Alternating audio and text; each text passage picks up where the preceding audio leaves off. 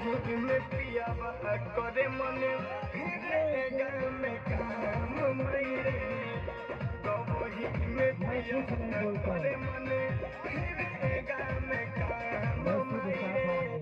अरे बेच दो भौजी तू लोटा थारी आ गइले दट चियारा कबाड़ी बिकाए पुराना लोहा टीना जूता चप्पल सीसी बोतल टूटल फूटल ट्रैक्टर टाली थ्रेसर जीप मारुति कार गहना गुड़िया घर दुआर मकान दुकान लोटा थारी बेचे के सरकार आ गइल बड़े कबाड़ी लाल जी आवेला साल में एक बार महीना में 2 बार हफ्ता में 3 बार पाड़ा और पाड़ी बेच दी कबाड़ी ना बेचब कबाड़ी तो पटो मार के सास के पुट्ठा फाड़ी महंगा भइल बा साड़ी खुलल बांगन बाड़ी फेर नहीं है चौपट लाल कबाड़ी समझ में नहीं है भैया।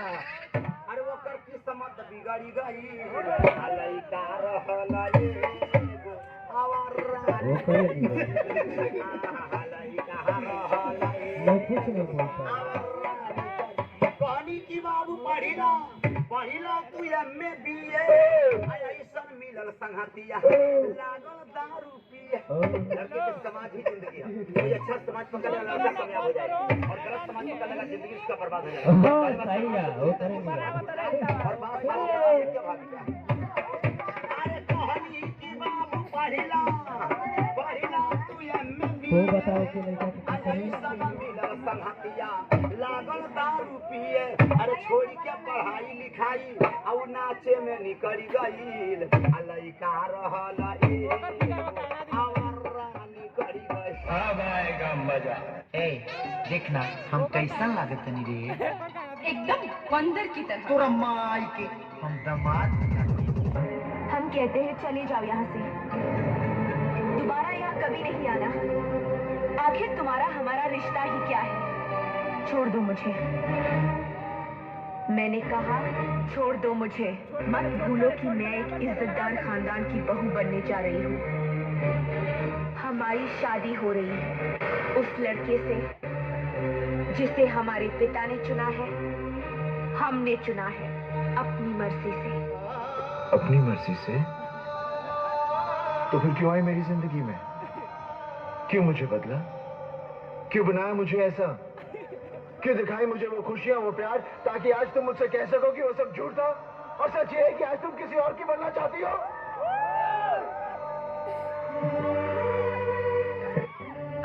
काजल, मैं जानता हूं कि तुम सिर्फ मुझसे प्यार करती हो, सिर्फ मुझसे। मैं तुम्हारे बगैर जिंदा नहीं रह सकता। Don't touch me। हम किसी दूसरे की अमानत है।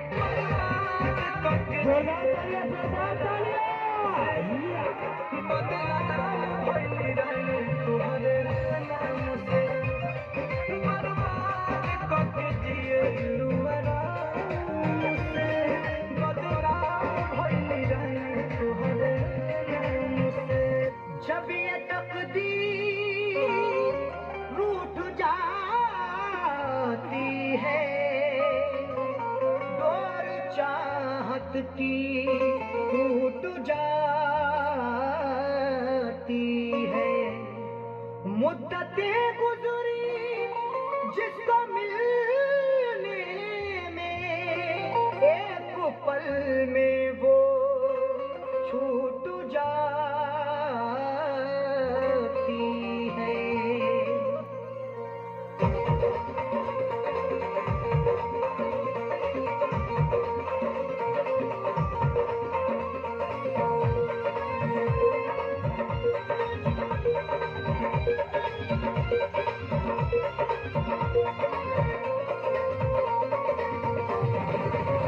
या खुदा तुझसे अर्जी लगाऊं, या खुदा तुझसे अर्जी लगाऊं, वो मुझे मैं उसे भूल जाऊं, वो मुझे मैं उसे भूल जाऊं।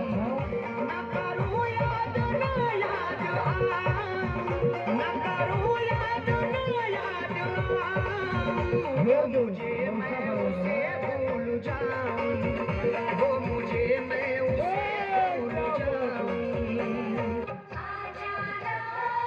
आवाज उठा के चलो। जब याद सताए तुम्हें यार हमारी गलियां जाना, जब याद सताए तुम्हें यार हमारी गलियां जाना।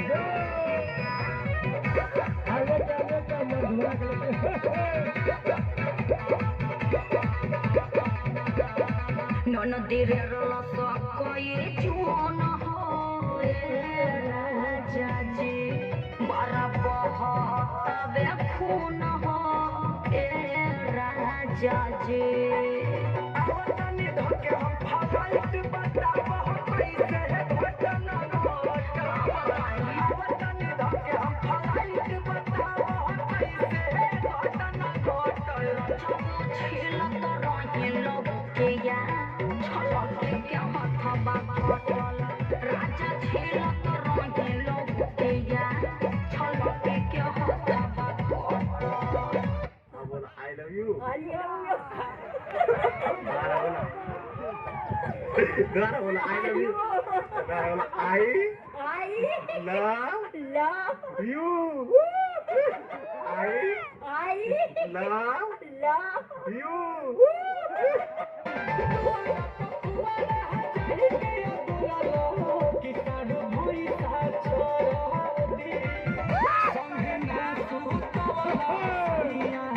कैसे बता दो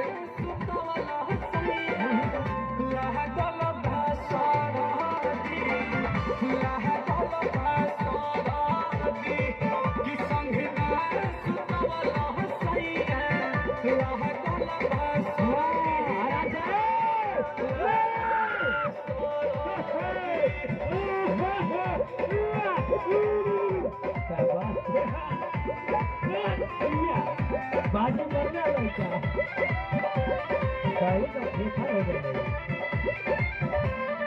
अच्छा क्या बात है समझदार है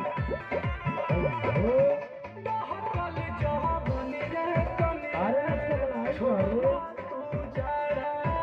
बड़ा दे दे